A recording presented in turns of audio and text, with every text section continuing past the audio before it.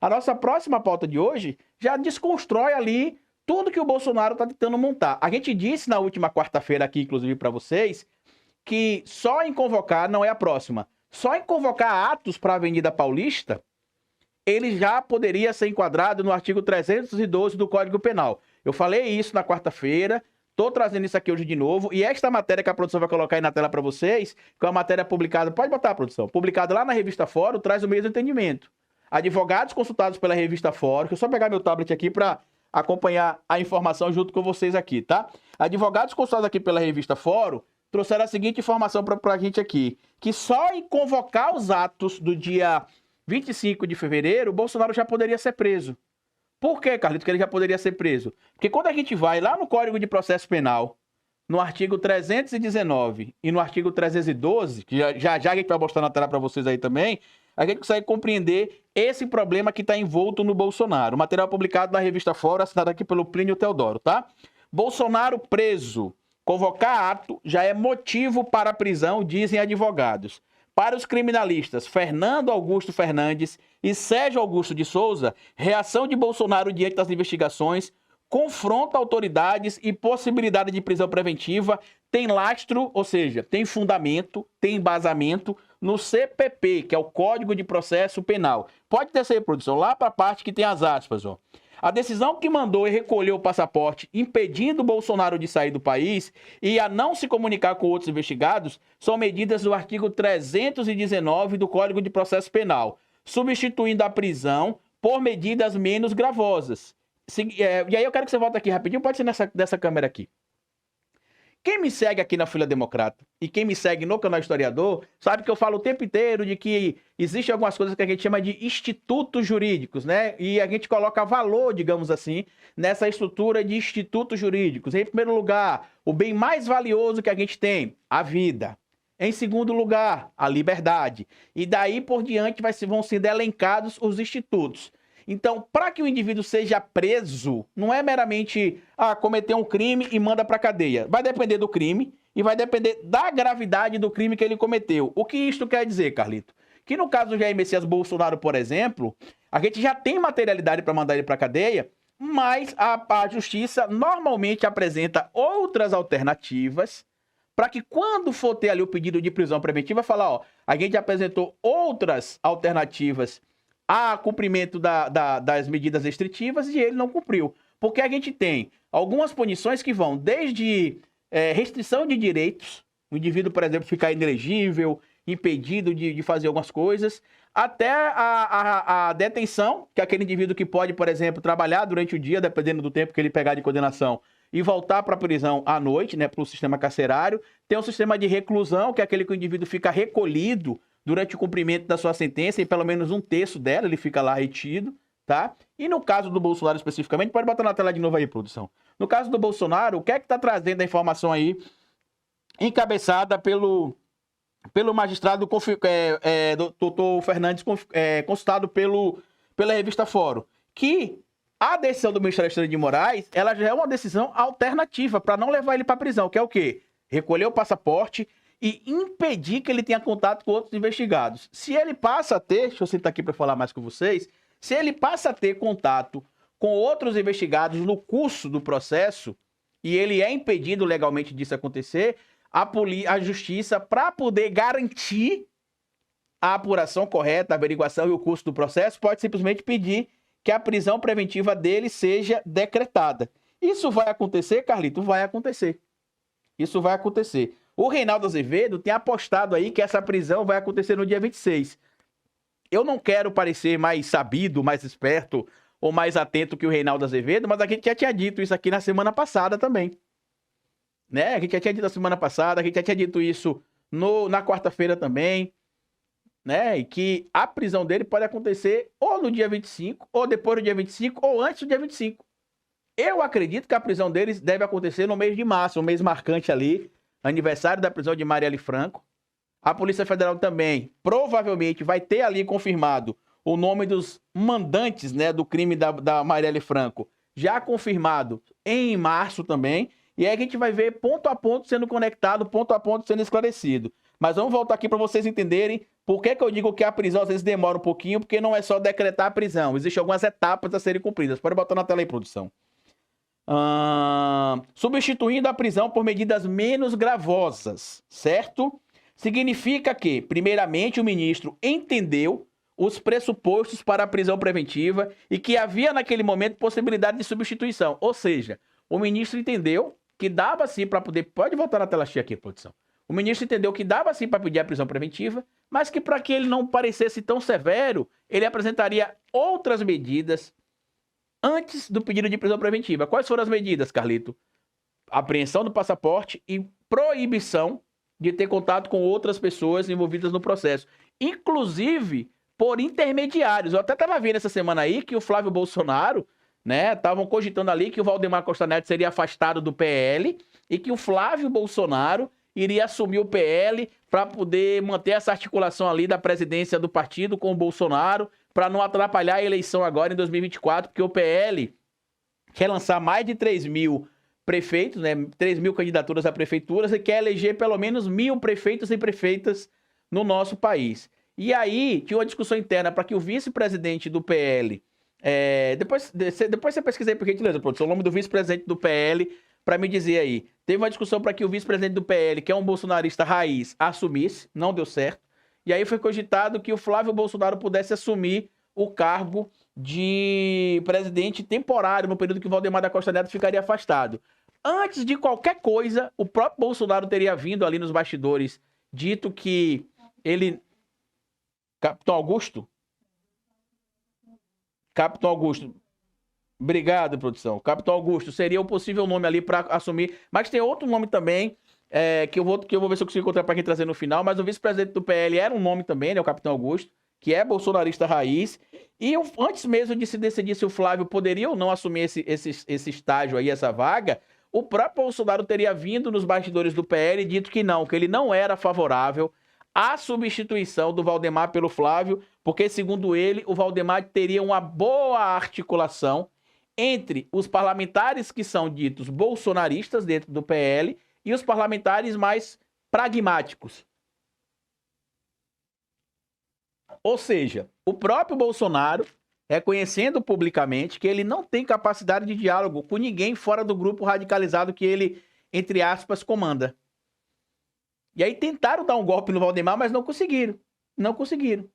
E eu acredito que parte é esse medo que o Bolsonaro tem de ser preso. E aí segue. Significa que, primeiramente, o ministro entendeu os pressupostos para a prisão preventiva e que havia, naquele momento, possibilidade de substituição. Mas Bolsonaro, ao convocar um ato de manifestação do Malafaia, reafirmando que Alexandre de Moraes deveria ser... ao convocar o ato depois, da manifestação do Malafaia, reafirmando que Alexandre de Moraes deveria ser preso, o objetivo é criar constrangimento em repetição do que se fez no dia 7 de setembro de 2021, em que Bolsonaro afirmou que ou o ministro se enquadrava ou saía do STF e que não cumpriria mais suas ordens. E aí chamou ele de canalha também, a gente não pode esquecer, tá? Não é possível fazer um corte do passado com o presente. Há poucos dias, Bolsonaro repetiu em uma live os ataques às eleições. Há uma continuidade delitiva que torna possível a sua prisão, afirma aqui o advogado consultado pela revista Fórum, o Fernando Augusto Fernandes. Já o Sérgio Augusto de Souza traz uma opinião também interessante sobre esse ponto. Traz aqui, ó. O artigo 300... Deixa eu só trazer aqui para vocês. O artigo 312 do Código de Processo Penal, CPP, deixa claro que a prisão preventiva pode ser decretada para garantir a ordem pública. Entenderam por que o Bolsonaro fez um vídeo agora dizendo que não é para ter outra manifestação em outro lugar que não seja na Avenida Paulista? Porque dependendo das consequências, isso pode ser entendido como uma mobilização para atormentar, para desestabilizar a ordem pública. E ele não é... Ele é burro, né? Não é que ele não é burro, ele é burro. A defesa dele, inclusive, é muito ruim, muito fraquinha a defesa do Bolsonaro. Muito fraquinha. Mas ele tá tentando se salvar. E é interessante aqui, né? Que eu queria que você botasse aí na tela de novo, rapidinho, produção. O outro trecho da fala, quando bota ali, ó. Depois da manifestação de Malafaia, reafirmando que Alexandre de Moraes deveria ser preso. Pode marcar essa parte aí no vídeo. O que é interessante aqui, tá? Malafaia estaria custeando, boa tarde, Sônia, boa tarde, Valéria. Malafaia estaria custeando esse ato, né? Inclusive, ele fez questão de deixar claro que o custo é do próprio bolso e que o trio, inclusive, olha o valor do trio, teria sido de 55 mil reais. Eu acredito, tá? Eu acredito que tá superfaturado esse valor do trio, inclusive, viu? O aluguel de um trio elétrico não é tão caro assim, não. Você sabe dizer, produção, mais ou menos quanto é o aluguel de um trio aí?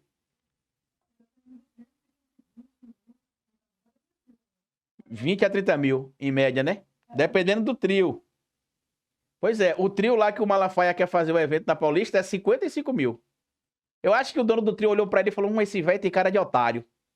Vou meter aqui a faca nele, né? Aqui, onde fala meter a faca aqui no Nordeste, tá, gente? É, Como é que eu vou fazer uma referência disso, produção? Me ajuda aí pra ver se você consegue entender. É como se a pessoa tivesse se enganar alguém, se aproveitando de alguém sem pena, né? Sem dó, né? Então, aparentemente aqui, acho que o cara viu ele e falou: esse coroa tem uma cara de otário, eu vou meter a faca aqui nele sem dó. Agora, sabe o que é que me chamou a atenção? O mesmo cara, o Marcos Pereira, Laura, é presidente do Republicanos, tá? Não é do PL, não. E nem vice-presidente do PL, ele é do Republicanos. Ele é o pastor da Universal, ele é o dono do... O PR é o partido da Universal, né? É do Edir Macedo. O que é interessante, sabe o que é? O Malafaia e outros pastores estavam choramingando esses dias na internet, porque o governo tirou a isenção dos pastores. Mas peraí, como é que o pastor não tem dinheiro para pagar imposto, mas tem dinheiro para pagar 55 mil reais de aluguel de um trio? Faz sentido para você, produção? Aí tira do bolso dos fiéis, né? Pois é. Porque é interessante, né? Que o dinheiro não seria supostamente da igreja, mas seria da fé. Por quê? Porque Malafaia tem uma gráfica que imprime livros e bíblias. Malafaia tem uma gravadora. Inclusive, ele até saiu uma polêmica aí que eu não trouxe aqui na live, mas tem um cara aí que é acusado de dar um golpe aí, um tal de Sheik dos Bitcoins. Não é aquele não, tá? Não é aquele, não é o faraó não, esse é o Sheik, que supostamente seria sócio do Malafaia. Isso está circulando na internet, eu não trouxe aqui na pauta pra gente trazer no vídeo de hoje, porque não deu tempo de eu fazer a checagem da informação. E como vocês sabem, se a gente não checa a informação, não dá tempo não, a gente não traz aqui.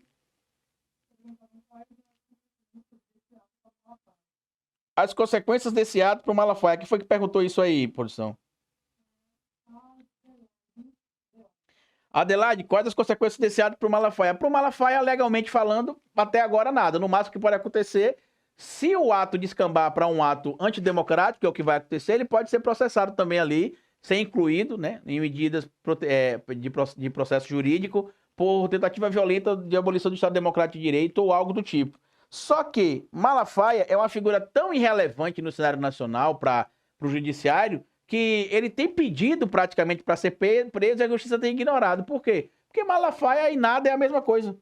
A relevância que Malafaia tem nessa discussão aí, né, no sentido de conseguir formalizar, ele tem sim poder para mobilizar massas, mas a relevância de uma fratura social que ele poderia gerar é tão pequena que o STF simplesmente ignora as abobrinhas que ele tem falado. Algumas são entendidas como criminosas e precisa se ter a punição legal disso, mas outras... Sabe aquele vizinho que a gente tem na rua, né? Na minha rua tinha aquele vizinho que ficava se gabando de tudo, né? Você tinha, às vezes, um relógio, ele tinha o melhor relógio. Você tinha, às vezes, um celular bom, ele tinha um celular melhor que o seu. Você tinha um tênis de uma marca boa, ele tinha um tênis de uma marca melhor que a sua. Eu acho que o STF e algumas autoridades aí enxergam o Malafaia mesmo, meio que como esse doidinho do meio da rua, né? Que fala coisa com coisa, que não tem conexão, que acha que lidera massas e massas e massas, mas basicamente lidera meia dúzia de gente, né, que tem a cabeça distorcida ali dentro das igrejas pela fé que o bolsonarismo tem ajudado a fomentar dentro das igrejas. O bolsonarismo está virando quase que uma religião também. Mas eu acredito que a polícia deve ter alguma coisa contra o Malafaia. Por quê? Porque eu tenho achado que ele está desesperado demais com a prisão do Bolsonaro. E o próprio Flávio Bolsonaro, vocês vão lembrar disso, na CPI dos atos golpistas do 8 de janeiro, ele disse que o Bolsonaro se aconselhava com o Malafaia. Que era o Malafaia que direcionava os caminhos que o Bolsonaro deveria seguir. Tá? Então, assim, pra mim, Boa tarde, Alexandra. Então, pra mim, tem muita conexão isso. De o Malafaia ter talvez orientado o Bolsonaro ali a dar um golpe de Estado ou fazer algo desse tipo que prejudique a própria carreira e a própria vida política do Bolsonaro e que arraste o Malafaia junto, né? Eu acho que é provável, inclusive, que algumas dessas reuniões que aconteceram, né, de golpe e tudo mais, pode ter o dedo do Malafaia de envolvimento, quem sabe. Eu acredito que pode ocorrer